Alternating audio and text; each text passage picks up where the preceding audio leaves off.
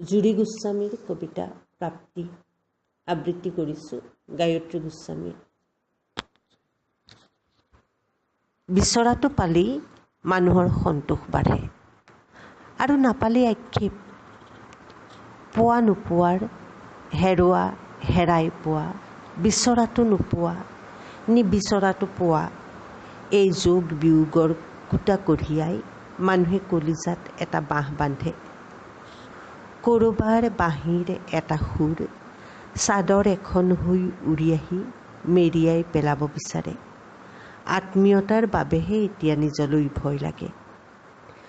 জোকাৰি জোকাৰি ভাঙি পেলোৱাহেঁতেন কোনোবাই মোক। আশাহত মই, আহত মই।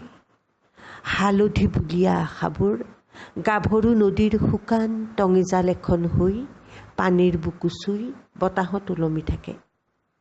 মাজৰাতি অচিনাকি চৰাই এজনীয়ে গছৰ ডালত চিৎকাৰ কৰে। তামোলৰ দাবিৰ ৰঙতো কোমল অসহায়তা। হয় চাগে চৰায়েও সপোন দেখে। আমৰ মলৰ মিঠা গোন্ধটোৱে গাভৰু দুখ এসোপা সামৰি আনে। চৰাইৰ সপোন এটা জিকা ফুলতে হালধীয়া হৈ ওলমি থাকে।